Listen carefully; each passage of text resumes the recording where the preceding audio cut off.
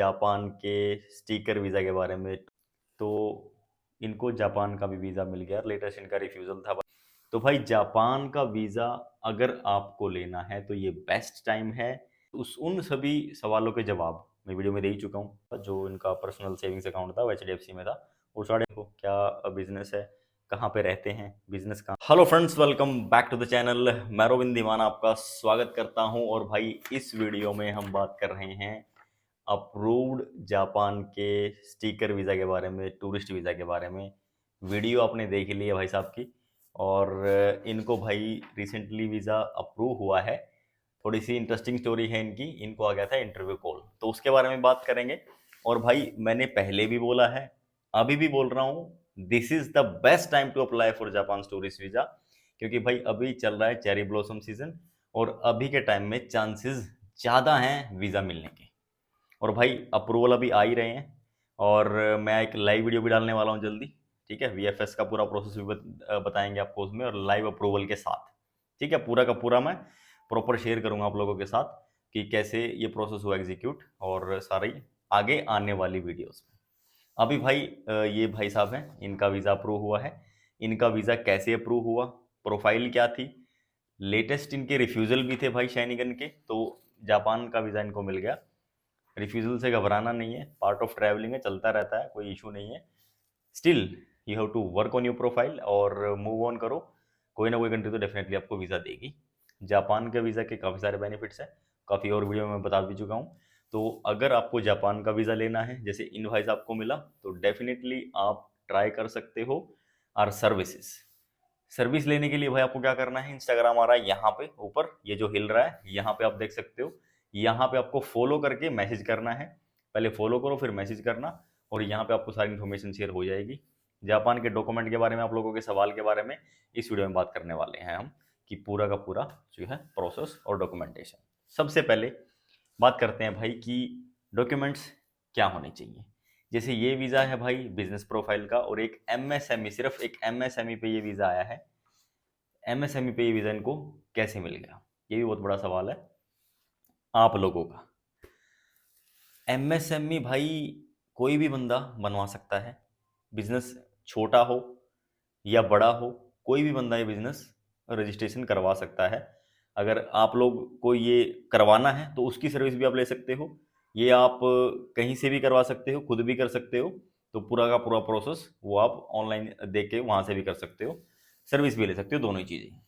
तो एमएसएमई यानी कि एक बिजनेस प्रोफाइल जापान के लिए ये मैंडेटरी नहीं है। बहुत सारे बंदे पूछते हैं कि भाई क्या जीएसटी हमारे पास नहीं है तो क्या हम अप्लाई कर सकते हैं। डेफिनेटली आप अप्लाई कर सकते हो बिना किसी प्रॉब्लम के, क्योंकि इन भाई साहब ने भी एमएसएमई पे ही अप्लाई किया था। मोस्टली मैं कहता हूँ कि 99.99% जो हमारे वीज़ा भी आ रहे हैं ना, मोस्टली एमएसएमई पे ही आ रहे हैं। एप्लीकेशन सबमिशन हो भी रहा है लेटेस्ट, और अप्रूवल भी आ रहे हैं, आप लोगों के सामने है। वीडियो बैक टू बैक आप देख रहे हो। लेटेस्ट और लाइव अपडेट के लिए आप इंस्टाग्राम पे फॉलो कर सकते हो, वहाँ पे लेटेस्ट अपडेट चलती रहती है, कौन सा वीज़ा आ रहा है, और उस ट्रेंड के हिसाब से, अपनी प्रोफाइल के हिसाब से आप वीज़ा एप्लीकेशन की सर्विस आप हमसे ले सकते हो बिना किसी प्रॉब्लम के। तो एमएसएमई हो गया आपका बिजनेस प्रूफ। दूसरा हो गया आपका 1 साल की आईटीआर सिर्फ। अब आप बोलोगे यार 1 साल की आईटीआर पहले कभी डाली नहीं, अब लेटेस्ट डालेंगे तो प्रॉब्लम नहीं होगी। कोई प्रॉब्लम नहीं होगी, आप बड़े मजे से आप ये डालो, कोई भी प्रॉब्लम नहीं है। बट ये जरूर देखना कि आपकी आईटीआर जो डल रही है, क्या आपकी स्टेटमेंट से मैच है, या फिर आपका बिजनेस है, फिर सैलरी है, जो भी है उससे वो मैच होनी चाहिए। ये चीज़ बिल्कुल इंपॉर्टेंट है, क्योंकि आपके पैन कार्ड से ही सारी डिटेल वो जापान जो है एक्सेस कर लेते हैं। तीसरी चीज़, अब तीसरी चीज़ क्या है, आपकी बैंक स्टेटमेंट। लेट्स सपोज कि भाई आपके पास आईटीआर ही नहीं है, तो क्या कर सकते हो, यानी कि पॉसिबिलिटी है कि हम कर सकते हैं, डेफिनेटली कर सकते हैं। उस केस में आपको 6 मंथ की बैंक स्टेटमेंट देनी पड़ेगी, अगर आप आईटीआर भी नहीं देते हैं तो। यानी कि अगर आईटीआर भी आपके पास नहीं है तो भी आप जापान का वीज़ा ले सकते हो बिना किसी प्रॉब्लम के। अब ये चीज़ आपको थोड़ा सा डाइजेस्ट नहीं होगी, क्योंकि आपको लगता है कि यार बिना उसके फिर कैसे पॉसिबल है। हो जाता है भाई, क्योंकि चेकलिस्ट के हिसाब से डॉक्यूमेंट्स मेंशन होते हैं ऑफिशियल वेबसाइट पे, और उसी के अकॉर्डिंग आपके डॉक्यूमेंट भी सबमिशन होते हैं। तो ये चीज़ आप ध्यान रखना। बहुत सारे लोग इसमें कंफ्यूज रहते हैं। अगर आपके पास आईटीआर नहीं है तो 6 मंथ की स्टेटमेंट आप दे सकते हो। क्या स्टैम्प और साइन कराना होता है, ये लोग पूछते हैं। बैंक से, कोई ज़रूरत नहीं है भाई। मतलब मैंडेटरी नहीं है, अगर आप करवा भी लेते हैं तो कोई प्रॉब्लम भी नहीं है, बट नहीं भी कराते हैं तो भी कोई इशू नहीं है, किसी भी तरीके का किसी भी कोई प्रॉब्लम इसमें नहीं आएगी। तो ये हो गए डॉक्यूमेंट। अब इसके अलावा भी आपको डॉक्यूमेंट चाहिए होते हैं जो हम सर्विस में प्रोवाइड करते हैं, जैसे cover letter, itinerary, hotel bookings, flight, कहाँ का आपका प्लान है, कितने दिन के लिए आप ओसाका में रुक रहे हैं, क्योटो में रुक रहे हैं, हिरोशिमा में रुक रहे हैं, या फिर टोक्यो में रुक रहे हैं, कहाँ पे आप रुक रहे हैं, कहाँ पे आपकी एज के अकॉर्डिंग क्या प्लान होना चाहिए, अगर आप कपल हैं तो फिर कैसे ट्रैवल आइटनरी होनी चाहिए, अगर आप फैमिली के साथ हो तो फिर ट्रैवल आइटनरी कैसे होनी चाहिए, रिलैक्स होनी चाहिए कि थोड़ी एग्रेसिव होनी चाहिए। कई सारी चीज़ें होती है जो आपके प्लान को देख के, आपकी प्रोफाइल को देख के, सॉरी, तब वो प्रिपेयर की जाती है। तो ये एक बहुत बड़ा फैक्टर होता है भाई वीज़ा मिलने का, कि आइटनरी कैसी है, कवर लेटर में आप क्या रिप्रेजेंट कर रहे हो अपने आप को। मान लेते हैं कि लेट्स सपोज एक छोटी सी आपकी दुकान है, आपकी दुकान में यानी कि कोई आप दर्जी हैं या टेलर हैं, ठीक है, छोटी सी दुकान है। अब छोटी सी दुकान है, लेकिन आप उसको रिप्रेजेंट इस तरीके से कर सकते हो कि वो एक अच्छा वेल सेटल्ड आपका एक प्रॉपर स्टोर चल रहा है, ठीक है, और उसमें आपकी जो इनकम जनरेट हो रही है वो काफ़ी अच्छे से हो रही है। तो इस तरीके से आप उसको अच्छे से रिप्रेजेंट कर सकते हो। ये होता है कि आपकी प्रोफाइल में थोड़े चार चांद लगाना, यानी कि अपने आपकी प्रोफाइल को अच्छे से रिप्रेजेंट करना, वो अपना टीम का काम है, तो वो कर देते हैं भाई। और उसके हिसाब से फिर आपके जो चांसेस हैं वो बूस्ट हो जाते हैं, बढ़ जाते हैं वीज़ा मिलने के। ये सारे डॉक्यूमेंट हो गई। तो ये सारे डॉक्यूमेंट अगर आपके पास रेडी हो गया, आपको क्या करना होता है, जैसे फाइल हम मोस्टली क्या करते हैं भाई किसी भी क्लाइंट की, तो उनको व्हाट्सएप पे ही शेयर हो जाती हैं, और व्हाट्सएप के थ्रू ही फिर वो आगे अपना फाइल लेके चले जाते हैं। तो ये देखो, मैं आपको दिखा देता हूँ अभी। तो मोस्टली देखो, ये डॉक्यूमेंट आप लोग जो जो भी मुझसे सर्विस लेता है उनको देखा देखा होगा उन्होंने। तो ऐसे सारे डॉक्यूमेंट्स इनके जो हैं आपको मिल जाते हैं। और ये भाई इनका आप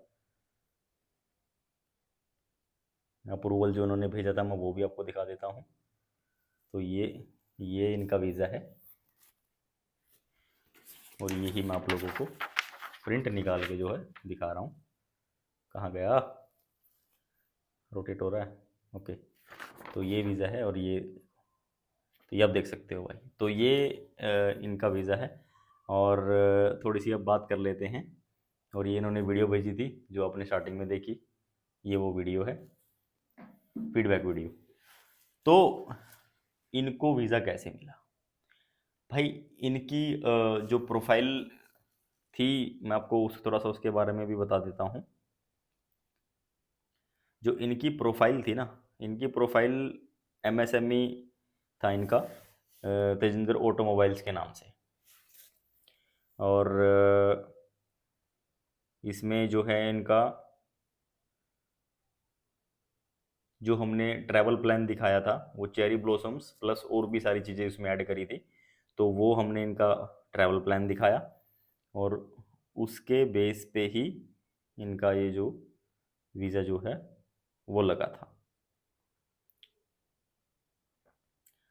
तो ये इनकी ट्रैवल हिस्ट्री थी। एंड हाँ, ट्रैवल हिस्ट्री उनकी बता देता हूँ आपकी। यूएई, उज़्बेकिस्तान, कज़ाकिस्तान, अज़रबैजान, तो ये हो गया इनका मिडल ईस्ट में। एंड एशिया में वियतनाम, कंबोडिया इन्होंने ट्रैवल किया था, थाईलैंड इन्होंने ट्रैवल किया हुआ है, और अफ्रीका भी इन्होंने ट्रैवल किया है भाई, केनिया, युगांडा, रवांडा, ये इन्होंने ट्रैवल किया हुआ है। तो ये कंट्रीज इन्होंने ट्रैवल कर रखी हैं। तो इनको जापान का भी वीज़ा मिल गया, लेटेस्ट इनका रिफ्यूज़ल था भाई। आपने इनके सुन ही लिया इनके वीडियो में, जो शेंगन से इनका वीज़ा रिफ्यूज़ भी था। तो जैसा कि मैंने बताया स्टार्टिंग में ही कि refusal is a part of process, आते रहते हैं, घबराने की ज़रूरत नहीं है। अगर आप ट्रैवल ही करते हो तो फिर आपको बिल्कुल भी घबराने की ज़रूरत नहीं है। आप किसी और कंट्री में ट्रैवल करो, देन आप रीअप्लाई करो, कोई भी प्रॉब्लम नहीं है, बड़े आराम से आपको वीज़ा मिलेंगे। तो भाई जापान का वीज़ा अगर आपको लेना है तो ये बेस्ट टाइम है। अब आप लोगों के मन में सवाल घूम रहे होंगे कि भाई मैं क्या करूं, मैं कैसे जापान का वीज़ा लूं, कितनी स्टेटमेंट होनी चाहिए, कितना बैंक बैलेंस होना चाहिए, आईटीआर कैसी होनी चाहिए, बिजनेस कैसा होना चाहिए। तो उन सभी सवालों के जवाब मैं वीडियो में दे ही चुका हूं। स्टेटमेंट यानी कि बैंक बैलेंस की अगर हम बात करें तो भाई बैंक बैलेंस इनका मैं आपको बता दूं टोटल, तो HDFC में 8.5 था इनका, 8.5 लाख इनका एक बैंक था जो इनका पर्सनल सेविंग्स अकाउंट था, वो HDFC में था, और 8.5 लाख इनके बैंक में अमाउंट था। तो ये इनका अमाउंट था भाई। तो इतना अमाउंट ठीक है, कोई ज़्यादा भी नहीं है इतना, या कम भी नहीं है, तो इतना अमाउंट है, ये इनके बैंक में था, और इसी के बेस पे इनको ये वीज़ा मिला है। तो अगर आपकी प्रोफाइल इनसे थोड़ी मैच करती है, जैसे कि इनकी ट्रैवल हिस्ट्री इतनी कंट्री की थी, तो ये कोई ज़रूरी नहीं कि आपकी अगर कम है तो आपको मिलेगा नहीं। कम वाले के भी मैंने फ्रेश वाले के भी शेयर करे हैं, कम वाले के भी शेयर करे हैं, ज़्यादा वाले के भी शेयर किए हैं, लो वाले के भी शेयर किए हैं, प्रोफाइल के बारे में भी शेयर किए हैं, सारी चीज़ें मैं शेयर करता रहता हूँ, सबके आते हैं। ये कोई ज़रूरी नहीं है कि जो चीज़ इनकी हुई है तो आपके साथ हो जाए या फिर आपके साथ ना हो, दोनों पॉसिबिलिटी रहती है। तो इस चीज़ को आप ध्यान रखना। और भाई जापान के वीज़ा के लिए डॉक्यूमेंट सिर्फ यही रहते हैं, अगर आपकी 1 से 2 कंट्री की ट्रैवल हिस्ट्री है, फाइनेंशियल आपके अच्छे हैं, तो आप डेफिनेटली बिना किसी प्रॉब्लम के सोचे समझे आप जापान का वीज़ा अप्लाई कर दो, चांसेस बहुत अच्छे हैं कि आपको वीज़ा मिलेगा। आप ये मत सोचना कि भाई वो जो प्रोसेस इनके लिए अच्छी ट्रैवल हिस्ट्री वालों को ही मिलेगा। अभी के टाइम में बेस्ट टाइम है, अगर अभी आप अप्लाई कर दे तो चांसेस आपके बहुत ज़्यादा हैं कि आपको वीज़ा मिले। तो भाई मेरे सबसे ज़्यादा डाउट मैंने क्लियर कर दिए हैं। अगर आपका कोई इशू रहता है, कोई डाउट रहता है, फिर सर्विस आपको लेनी है, तो उसके लिए बता देता हूँ भाई, इंस्टाग्राम पे फॉलो करो, यहाँ पे मैसेज करो, यहाँ पे आप मुझसे कॉन्टैक्ट कर सकते हो, और यहाँ पे आपको सर्विस भी मिल जाएगी। आप एप्लीकेशन अप्लाई, आपकी जो वीज़ा एप्लीकेशन है वो करवा सकते हो, बिना किसी प्रॉब्लम के आप सर्विस ले भी सकते हो। तो मिलेंगे आपसे नेक्स्ट वीडियो में। Till then take care, bye bye, thank you so much for watching. और यार मैं एक इंटरव्यू के बारे में सॉरी आपको बताना भूल गया, सो सॉरी फॉर दैट। तो कंटिन्यू करते हैं इसको।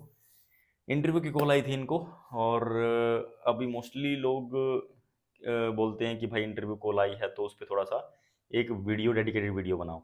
तो थोड़ा मोटा मोटा बता देता हूँ, उसके लिए एक डेडिकेटेड वीडियो मैं बनाता हूँ, फिर उसमें क्या कर सकते हैं। तो उसमें इनको पूछा गया कि भाई आप क्या करते हो, क्या बिजनेस है, कहाँ पे रहते हैं, बिजनेस कहाँ पे है, और आपका ट्रैवल प्लान क्या है। तो मोस्टली थोड़े मोटे मोटे क्वेश्चन यही थे, इसके बारे में उन्होंने इनसे पूछा। तो इनकी जो क्वेश्चंस की पूरी डिटेल्ड वीडियो मैं आपको डालूंगा भाई एक सेपरेट वीडियो में, तो उससे आप लोगों की हेल्प हो जाएगी कि आपको किस तरीके से बातचीत करनी चाहिए, और आप किस तरीके से उसको टैकल कर सकते हो अगर आपको इंटरव्यू कॉल आती है तो उसके लिए भाई आप चैनल को सब्सक्राइब कर लेना, इंस्टाग्राम पे भी फॉलो कर लो। ये इसी इससे रिलेटेड इन्फॉर्मेशन वहाँ पे आती रहती है। मिलेंगे नेक्स्ट वीडियो में, till then take care, bye, thank you.